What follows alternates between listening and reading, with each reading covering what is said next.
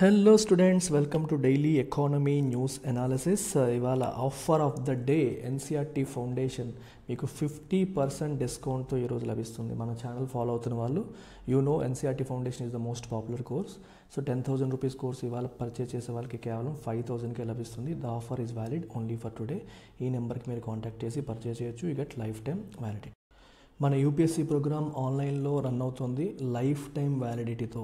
కేవలం 5,000 rupees per month pay చేసి మన 60,000 ఫీని మీరు 12 ఇన్స్టాల్మెంట్స్లో పే చేసుకొని కంప్లీట్ యూపీఎస్సీ ప్రోగ్రామ్ని మీరు 12 ఇన్స్టాల్మెంట్స్లో లైఫ్ టైం వ్యాలిడిటీతో పొందే సువర్ణ అవకాశం. మీకు ఒక 3-4 డేస్ మాత్రమే మిగిలింది. So make use of this opportunity.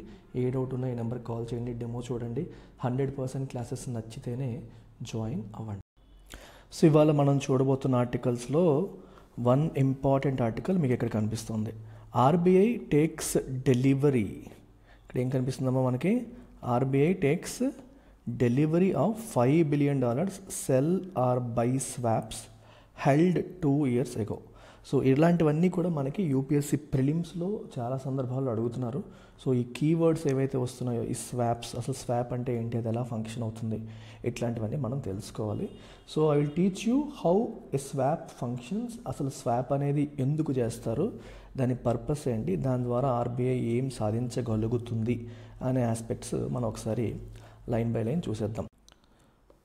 Right, first swap అంటే ఏంటో మనం ఫస్ట్ అర్థం చేసుకుందాము. తర్వాత అది ఎలా ఫంక్షన్ అవుతుంది అండ్ ఆర్బీఐ ఈ స్వాప్ అనే దాన్ని ఎందుకు చేస్తుంది, దాని ద్వారా ఎకానమీలో ఏం సాధించగలుగుతుంది అనే డిఫరెంట్ ఆస్పెక్ట్స్ మనం ఇవాళ చూద్దాం.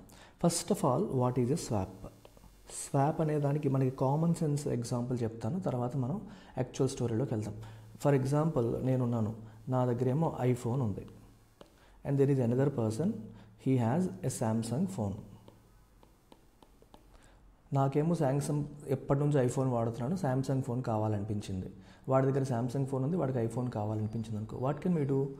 I can give my iPhone to him and he can give my Samsung phone to me. ఒక 1 year వాడుకున్న తర్వాత ఎగైన్ ఏం జరుగుతుంది మరి? నేను ఇచ్చిన ఐఫోన్ నేను తిరిగి తీసేసుకుంటాను, వాడు ఇచ్చిన శాంసంగ్ ఫోన్ వాడు తిరిగి తీసేసుకుంటాడు. ఇట్లా జరిగిందనుకోండి, we can call it a swap. నార్మల్గా వన్ వే స్వాప్ అంటే అర్థం ఏంటి? ఒకసారి నా ఐఫోన్ తనకి ఇచ్చేసాను, తన శాంసంగ్ ఫోన్ నేను తీసేసుకున్నాను. అలా కాకుండా నా ఐఫోన్ నీకు ఇచ్చాను, శాంసంగ్ ఫోన్ తీసుకున్నాను, కొన్నాళ్ళ తర్వాత మళ్ళీ నా ఐఫోన్ నేను తీసేసుకున్నాను, ఈ శాంసంగ్ ఫోన్ నీకు ఇచ్చేసాను. ఇది 2 way స్వాప్. 1 way స్వాప్ అంటే ఐఫోన్ ఇవ్వడం, శాంసంగ్ ఫోన్ తీసుకోవడం. 2 way స్వాప్ అంటే ఐఫోన్ ఇచ్చి శాంసంగ్ ఫోన్ తీసుకోవడం, మళ్ళీ ఐఫోన్ తీసేసుకొని శాంసంగ్ ఫోన్ ఇచ్చేయడం. అర్థమైందా? సింపుల్ టర్మ్స్లో మీకు చెప్పాను. సో ఇక్కడ ఐఫోన్ ఓనర్ ప్లేస్లో మీరు ఆర్బీఐని పెట్టుకోండి, శాంసంగ్ ఓనర్ ప్లేస్లో పార్టిసిపేటింగ్ బ్యాంక్స్, ఈ పర్టికులర్ స్వాప్ ట్రాన్సాక్షన్స్లో పార్టిసిపేట్ చేస్తున్న బ్యాంక్స్ని పెట్టుకోండి. ఐఫోన్ ప్లేస్లో అమెరికన్ డాలర్స్ పెట్టుకోండి, శాంసంగ్ ఫోన్ ప్లేస్లో ఇండియన్ రూపీస్ పెట్టుకోండి. ఇప్పుడు మీకు చాలా ఈజీగా అర్థమవుతుంది. సో 2022లో ఆర్బీఐ ఏం చేసిందంటే, ఆర్బీఐ మన బ్యాంక్స్ ఏవైతే ఉన్నాయో డిఫరెంట్ బ్యాంక్స్కి it sold UST, United States dollar కరెన్సీని అమ్మేసింది. సో ఆ డాలర్ కరెన్సీ అమ్మింది అంటే అర్థం ఏంటి? ఇచ్చింది అంటే అర్థం ఏంటి? బ్యాంకుల దగ్గర ఇండియన్ రూపీస్ తీసుకుంది అని అర్థం. యూఎస్డి ఇచ్చేసి ఇండియన్ రూపీస్ తీసుకుంది. అయితే ఈ స్వాప్ ట్రాన్సాక్షన్కి ఒక పీరియడ్ ఉంటుంది. ఎన్నాళ్ళ పీరియడ్? దాన్ని టెనర్ అంటాం. టెనర్ లేదా పీరియడ్. 2 years పీరియడ్కి ఈ ట్రాన్సాక్షన్ చేసుకున్నారు. ఇక్కడ చాలా ఇంపార్టెంట్ పాయింట్ ఏంటంటే, after 2 years RBI will again buy those dollars from banks and banks will have to sell those dollars to RBI. ఇది చాలా ఇంపార్టెంట్ పాయింట్. ఇది first leg. This is first leg of swap transaction and there is the second leg of swap transaction in which what happens, RBI ఏవైతే dollars తను అమ్మేసిందో వాటిని మళ్ళీ బ్యాంకుల దగ్గర కొనేసుకుంటుంది and it will give them Indian rupees. 2 transactions కలిపి మనం చూడాలి. 2 ట్రాన్సాక్షన్స్ కలిపి చూసినప్పుడు this becomes a swap transaction. ఇది ఎటువంటి స్వాప్ ట్రాన్సాక్షన్ అంటే సెల్ బై స్వాప్ ట్రాన్సాక్షన్. ఎందుకంటే మీరు ఆర్బీఐ పాయింట్ ఆఫ్ నుంచి థింక్ చేయండి, యూఎస్ డాలర్ పాయింట్ ఆఫ్ నుంచి థింక్ చేయండి. ఫస్ట్ ఆర్బీఐ యూఎస్ డాలర్ అమ్మిందా కొనిందా? ఈ పర్టికులర్ ట్రాన్సాక్షన్లో ఫస్ట్ అమ్మింది, 2022లో అమ్మింది, 2024లో కొంటోంది. సో ఇలాంటి దాన్ని మనం సెల్ బై స్వాప్ అంటాం. అలా కాకుండా ఫస్ట్ అమ్మేసి 2 years తర్వాత లేదా 3 years తర్వాత కొంటాను అని చెప్పి అగ్రిమెంట్ చేసుకున్నారనుకోండి, దాన్ని బై సెల్ స్వాప్ అంటాం. సో ఫస్ట్ డాలర్స్ని మన ఆర్బీఐ ఏం చేస్తుంది అనేది మనం చూడాలి. ఆర్బీఐ ఈ స్వాప్ ట్రాన్సాక్షన్లో ఫస్ట్ లెగ్లో డాలర్స్ అమ్మితే it is cell buy swap, లేదా ఫస్ట్ లెగ్లో ఆర్బీఐ డాలర్స్ కొంటే అది by sell swap. Is a clear? అంతే, అంతకు మించి స్వాప్ అంటే అర్థం చేసుకోవడానికి ఇంకా ఏమీ లేదు. అయితే మీలో చాలామందికి డౌట్స్ వస్తాయి, ఎందుకు ఈ ట్రాన్సాక్షన్ చేస్తుంది, ఈ ట్రాన్సాక్షన్ చేయడం వల్ల what is that RBI is trying to achieve, ఇది చేయడం ద్వారా ఆర్బీఐ ఏం ట్రై చేస్తుంది, ఏం అచీవ్ చేస్తుంది అనేది మనం తెలుసుకోవాల్సిన విషయం. ఇక్కడ మీరు గమనించండి, ఇప్పుడు 2022 ట్రాన్సాక్షన్ ఒకసారి గమనించండి. ఈ ట్రాన్సాక్షన్ ఒకసారి గమనిస్తే ఇక్కడ ఏం జరుగుతుంది, ఆర్బీఐ నుంచి బ్యాంకులకి అమెరికన్ డాలర్స్ వెళ్తున్నాయి, ఆర్బీఐ నుంచి బ్యాంకులకి డాలర్స్ వెళ్తున్నాయి.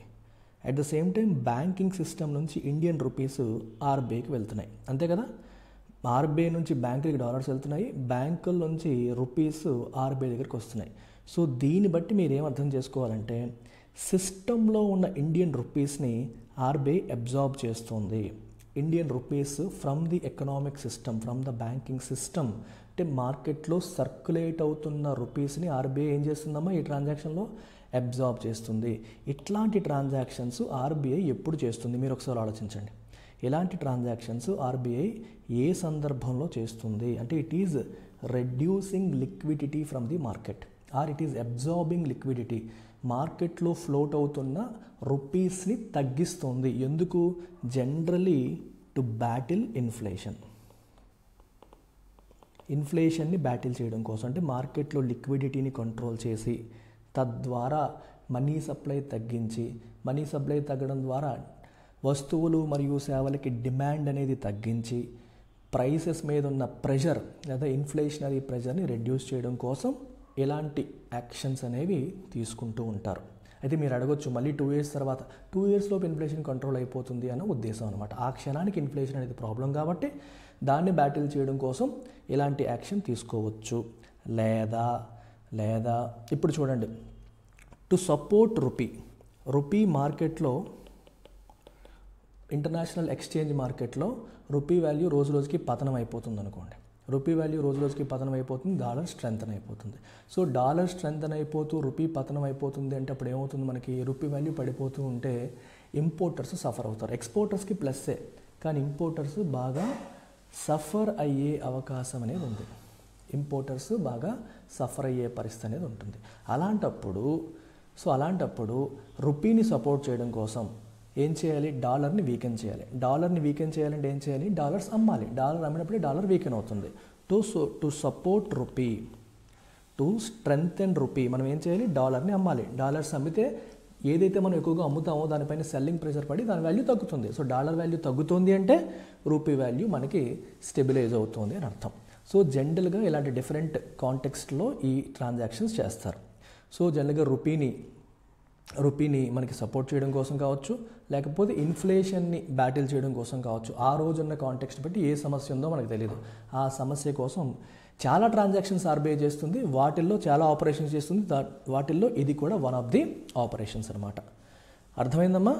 This is how it happens. So కొన్నిసార్లు ఏమవుతుందంటే రివర్స్ జరుగుతుంది. రివర్స్ అంటే మనకి instead of sell buy they start with buy sell transaction చేస్తారు. బై సెల్ ట్రాన్సాక్షన్ చేస్తున్నారంటే అర్థం ఏంటి, RBI is purchasing dollars first. ఇప్పుడు మీరు బై సెల్ చేశారనుకోండి ఈ ట్రాన్సాక్షన్లో, so RBI first dollars purchase చేస్తుంది. It purchases dollars from the market. Dollars purchase చేస్తున్న అర్థం ఏంటి, it means it is injecting rupees, సిస్టంలోకి rupees వెళ్తున్నట్లు. సో సిస్టంలోకి రూపీస్ ఇంజెక్ట్ చేయడం అనేది ఎప్పుడు చేస్తారు అంటే, ఒకటి టు ఇంప్రూవ్ లిక్విడిటీ అంటే మార్కెట్లో మనీ సప్లైని పెంచడం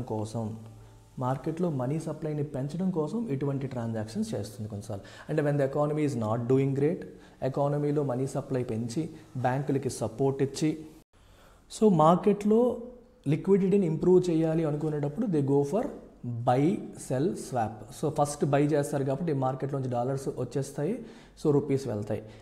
అలా కాకుండా ఇంకొకసారి కూడా మనకి రూపీని వీకెండ్ చేయడానికి కూడా టు వీకెండ్ రూపీని వీకెండ్, ఎందుకు రూపీని వీకెండ్ చేయాలి? అలాంటి అవసరాలు కూడా వస్తాయి కొన్నిసార్లు. టు సపోర్ట్ ఎక్స్పోర్టర్స్ని సపోర్ట్ చేయడం కోసం, రూపీని వీకెండ్ చేయడం కోసం కూడా ఇట్లా చేయొచ్చు.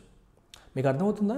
మనం డాలర్స్ పర్చేస్ చేస్తున్నాము, ఆర్బీఐ డాలర్స్ని పర్చేస్ చేస్తుంది, కొంటోంది అంటే మార్కెట్లోకి రూపీస్ వెళ్తున్నాయి. రూపీస్ వెళ్తే మనీ సప్లై పెరుగుతుంది.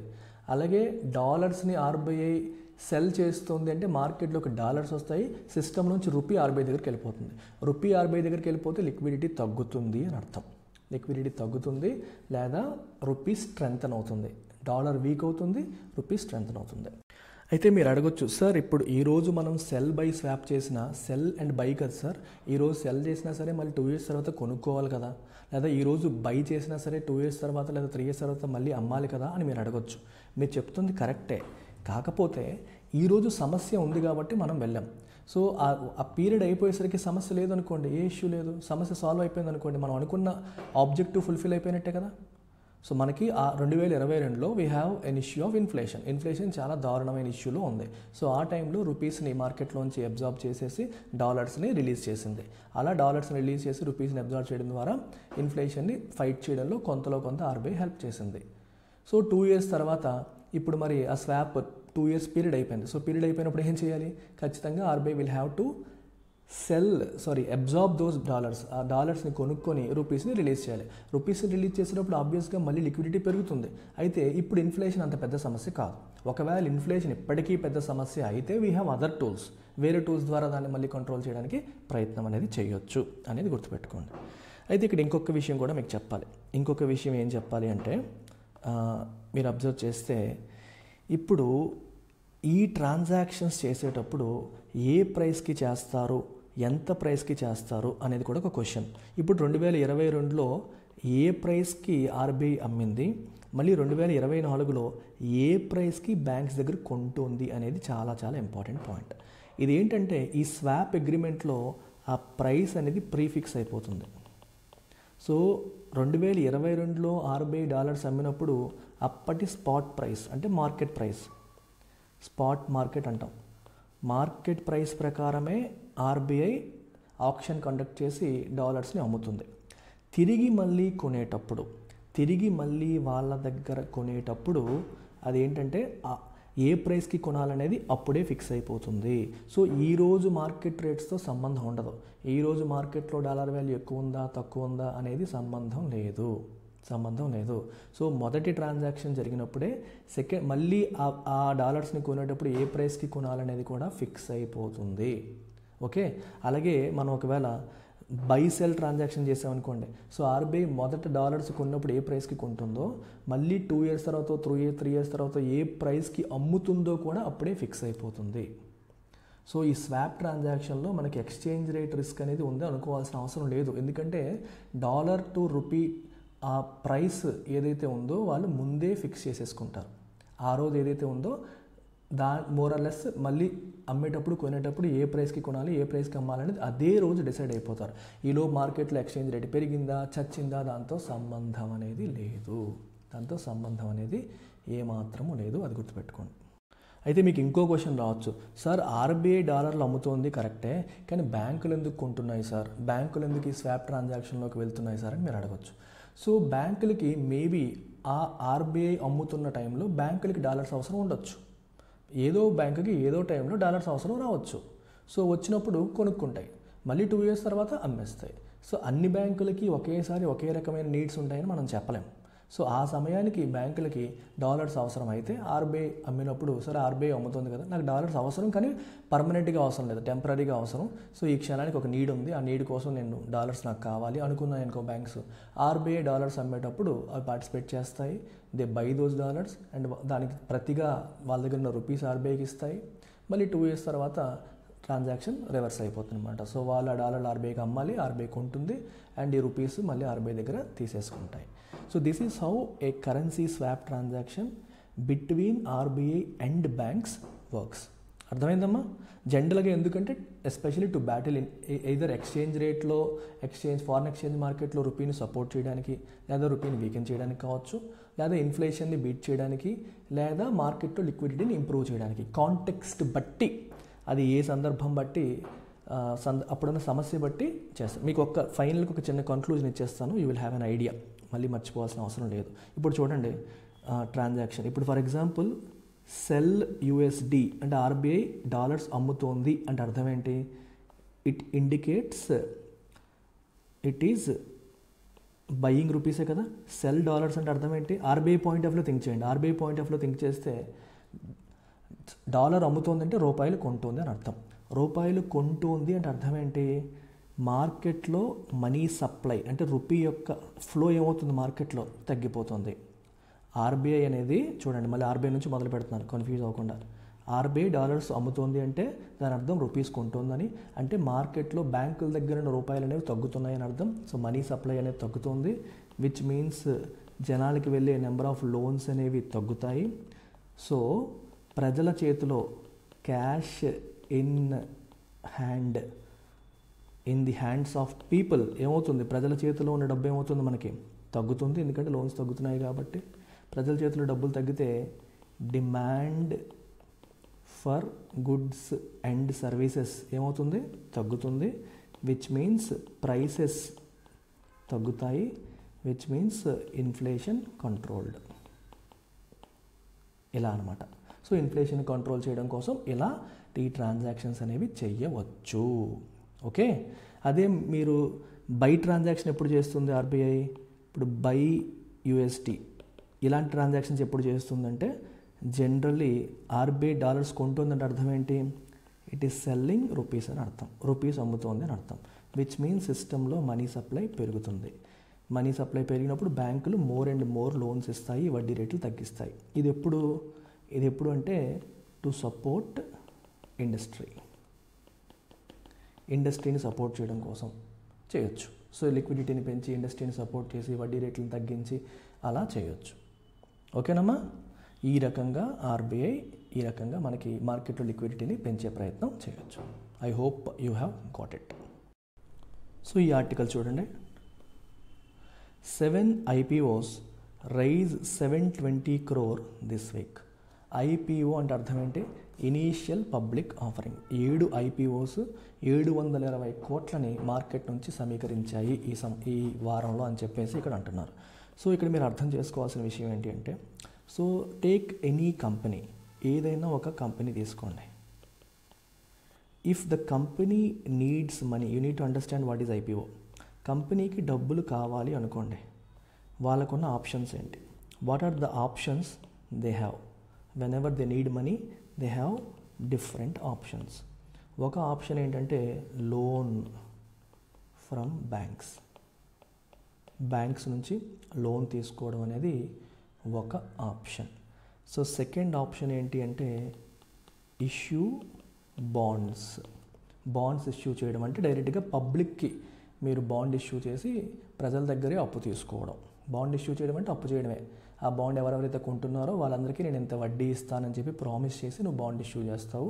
సో ఎవరెవరైతే బాండ్ కొంటారో వాళ్ళందరికీ నువ్వు వడ్డీ పేమెంట్ చేయాలి. So instead of taking from bank you are taking from people directly. మూడవది షేర్స్. ఓకేనా? ఇష్యూయింగ్ షేర్స్ అంటే అర్థం ఏంటి? వాటా. దీన్ని ఈక్విటీ అంటాం. షేర్ అంటే మీనింగ్ ఏంటమ్మా? వాటా లేదా ఈక్విటీ అని చెప్పేసి మనం అంటాం. So 3 options. సో ఈ డిఫరెంట్ ఆప్షన్స్ ఉంటాయి మనీ కావాలి అన్నప్పుడు. బ్యాంకుల నుంచి లోన్ తీసుకోవచ్చు, బాండ్ ఇష్యూ చేయొచ్చు. ఇప్పుడు బాండ్ ఇష్యూ చేయాలి అంటే కంపెనీకి చాలా బ్రాండ్ వాల్యూ ఉండాలి. వాడికి బ్రాండ్ వాల్యూ లేకపోతే కామన్ మ్యాన్ వెళ్ళి ఎవరన్నా వాళ్ళ బాండ్స్ ఎవరు కొనరు. సో పెద్దగా బ్రాండ్ వాల్యూ లేని వాళ్ళకి ఇది పెద్ద ఆప్షన్ కాదు, ఎందుకంటే వాళ్ళు ఇష్యూ చేసిన ఎవరు కొనరు. 2 బ్యాంకుల దగ్గర లోన్ తీసుకోవడం. సో చాలా కంపెనీస్ డబ్బులు అవసరమైతే ఫస్ట్ చేసే పని బ్యాంకుల దగ్గర లోన్ తీసుకోవడమే. కానీ కొన్ని సందర్భాల్లో కంపెనీస్ ఏం చేస్తాయంటే లోన్ తీసుకోవడం కన్నా వడ్డీ రేట్లు బాగా ఎక్కువ ఉన్నాయనుకోండి, లోన్ తీసుకోవడం కన్నా మన షేర్స్ అమ్మడమే బెటర్ అని చెప్పి కొన్నిసార్లు డిసైడ్ అవుతాయి. లోన్ తీసుకోవడం వల్ల ప్రెజర్, ఎవ్రీ మంత్ ఈఎంఐ కట్టాలి, ఖచ్చితంగా మనం లాస్ వచ్చినా ప్రాఫిట్ వచ్చినా చచ్చినట్టు బ్యాంకుకి ఇవ్వకపోతే బ్యాంక్ కూడా కేసులు పెడతాడు, ఇట్లాంటి ఇష్యూస్ అన్నీ ఉంటాయి.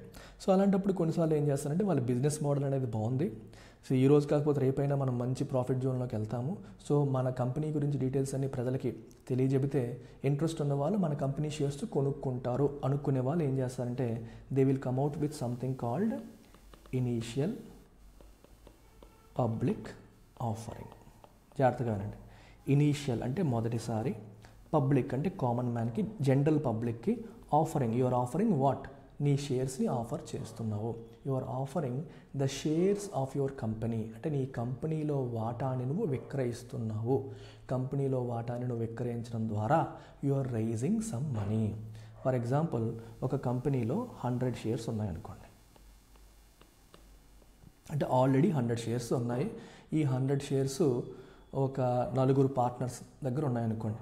ఒక్కొక్క పార్ట్నర్కి లెట్స్ సే 25% వాటా ఉంది. Okay, now they might decide let's issue 150 shares, ఇంకో 50 షేర్స్ ఇష్యూ చేద్దామని చెప్పి వాళ్ళు డిసైడ్ అవ్వచ్చు. అప్పుడు టోటల్ నెంబర్ ఆఫ్ షేర్స్ ఎన్ని అవుతాయి? 150 షేర్స్ అవుతాయి. సో ఒరిజినల్గా 100 షేర్లు ఉండేవి, ఇప్పుడు ఎన్ని అవుతున్నాయి మనకి? 150 షేర్స్ అవుతున్నాయి.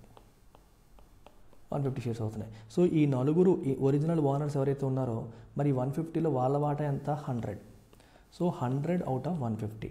100 అవుట్ ఆఫ్ 150 అంటే అర్థం ఏంటి మనకి? 2/3. అంటే ఇక్కడ ఏమవుతుందంటే ఒరిజినల్గా 100% వాటా ఎవరిది? వీళ్ళ 4 ఒరిజినల్గా 100% వాటా వీళ్ళ 4. ఇప్పుడేమైంది? వీళ్ళు ఇంకొక 50 షేర్స్ని క్రియేట్ చేసి మొత్తం కంపెనీ షేర్స్ 150 చేసి ఆ 50 షేర్స్ని అమ్ముతున్నారు. సో అమ్మినప్పుడు ఈ 50 షేర్స్ కొనుక్కునే వాళ్ళు సిస్టంలోకి వచ్చేస్తారు. సో మొత్తం 150 షేర్లలో వీళ్ళ 100, అంటే ఇంతకుముందు 100% వాటా వాళ్ళదే, ఇప్పుడు వాళ్ళ వాటా ఏమైంది? 2/3 అయిపోయింది. 2/3 అయిపోయింది. ఎందుకంటే 1/3 150లో వీళ్ళకి 2 వంతులు ఉన్నాయి, 1 వంతు బయట వాళ్ళకి వెళ్ళింది కాబట్టి. సో వీళ్ళ వాటా ఏమైంది? తగ్గింది. అంటే ఒరిజినల్ ఓనర్ యొక్క వాటా అనేది తగ్గింది. ఆ ప్లేస్లో ఈ షేర్స్ ఎవరైతే కొనుక్కుంటారో, ఈ 50 షేర్లు ఎవరైతే కొనుక్కుంటారో వాళ్ళు వాటాదారులుగా సిస్టంలోకి ఎంటర్ అవుతారు. అయితే ఆ వాటాదారులుగా కామన్ మ్యాన్కే నువ్వు రిలీజ్ చేసావు అనుకో. సో నేను మొత్తం you go to SEBI. SEBI అంటే తెలుసు కదా, securities and exchanges board of India. దాని దగ్గరికి వెళ్ళి నేను నా కంపెనీ షేర్స్ అమ్మాలనుకుంటున్నానని చెప్పి సెబీ ప్రొసీజర్ ప్రకారం మొత్తం అన్నీ ఫైల్ చేసి, డీటెయిల్స్ అన్నీ ఫైల్ చేసి ఈ 50 షేర్స్ని సేల్కి పెడితే అది స్టాక్ మార్కెట్లో లిస్ట్ అవుతాయి. ఎంత ప్రైస్కి అమ్ముతాము ఏంటి అనేది కూడా ఆ కంపెనీకి వాళ్ళు వాల్యుయేషన్ చేసి, ఇదిగోండి నా కంపెనీ ఫైనాన్షియల్స్ ఇలా ఉన్నాయి, గత 20 సంవత్సరాలుగా మేము మార్కెట్లో ఉన్నాము, మా పర్ఫార్మెన్స్ ఇలా ఉంది, మేము పలానా ప్రోడక్ట్ అమ్ముతున్నాము, మా కంపెనీ బ్రాండ్ వాల్యూ ఇది, మేము ఉన్న సెగ్మెంట్లో మేము నెంబర్ 1లో ఉన్నాం, నెంబర్ 2లో ఉన్నాం, ఫ్యూచర్లో పలానా చేయబోతున్నాం అని చెప్పి మొత్తం కంప్లీట్ ప్రజెంటేషన్ అనేది క్రియేట్ చేసి, సో కంపెనీకి ఉన్న ఆస్తులు ఇవి, అప్పులు ఇవి అని మొత్తం చిట్టా అంతా చెప్పి మా కంపెనీని మేము ఈ రకంగా వాల్యూ చేస్తున్నాము. సో మా కంపెనీ వాల్యూ లెట్స్ సే ఒక 150 కోట్లు మా కంపెనీ వాల్యూ, పోనీ 150 లక్షలు అనుకోండి. సరే, మా కంపెనీ వాల్యూ 150 లక్షలు. ఈ 150 లక్షల కంపెనీని మేము 150 షేర్ల కింద డివైడ్ చేస్తున్నాము. సో ఈ షేర్ ₹1,00,000 అవుతుంది. అందులో 100 షేర్లు మా దగ్గర ఆల్రెడీ ఉన్నాయి. ఈ 50 షేర్లు ఇంట్రెస్ట్ ఉన్న వాళ్ళు కొనుక్కోవచ్చు అని నువ్వు పబ్లిక్కి ఆఫరింగ్ చేస్తున్నావు. సో ఇంట్రెస్ట్ ఉన్నవాడు మేబీ ఒక్కొక్కడు ₹1,00,000 పెట్టి ఆ షేర్ కొనుక్కోవచ్చు. మీకు ఎగ్జాంపుల్కి చెప్పాను. జనరల్గా షేర్స్ అనేవి 100, 150 కంటే ఎక్కువే ఉంటాయి. 2,000, 3,000, 10,000, 1,00,000 షేర్లు, 2,00,000 షేర్లు మన ఇష్టం. నెంబర్ ఆఫ్ షేర్స్ పెరిగే కొద్దీ షేర్ వాల్యూ తగ్గిపోతుంది. కంపెనీ ఓవరాల్ వాల్యూ 150 లక్షలు, అది మారదు. సో 150 షేర్లు ఉన్నప్పుడు ఒక్కొక్క షేర్ వాల్యూ 1,00,000 అవుతుంది. అదే 1,00,000 షేర్లు ఉన్నాయనుకోండి, ఒక్కొక్క షేర్ వాల్యూ 150 అవుతుంది. సో 1,00,000 షేర్లు ఉంటే షేర్ వాల్యూ 150 అవుతుంది. 150 షేర్లు ఉంటే షేర్ వాల్యూ 1,00,000 అవుతుంది. సో నెంబర్ ఆఫ్ షేర్స్ బట్టి షేర్ వాల్యూ అనేది మారుతుంది అంతే. So this is the concept of initial public offering. అంటే కంపెనీకి డబ్బు అవసరమైనప్పుడు కంపెనీస్ లోన్ తీసుకోవచ్చు, బాండ్ ఇష్యూ చేయొచ్చు, లేకపోతే వాళ్ళు వాళ్ళ కంపెనీలో వాటాని విక్రయించవచ్చు. ఆ వాటాని విక్రయించడానికి వాళ్ళు తీసుకునే మొదటి స్టెప్పే ఇనీషియల్ పబ్లిక్ ఆఫరింగ్. డైరెక్ట్గా వచ్చేసి వాళ్ళు ఏం చేయొచ్చు? స్టాక్ మార్కెట్లో లిస్ట్ అవ్వచ్చు. లిస్ట్ అవ్వాలంటే సెబీ చెప్పిన ప్రొసీజర్స్ అన్నీ వాళ్ళు ఫాలో అయ్యి ఇనీషియల్ పబ్లిక్ ఆఫరింగ్ ద్వారా వాళ్ళు మార్కెట్కి రీచ్ అవ్వచ్చు.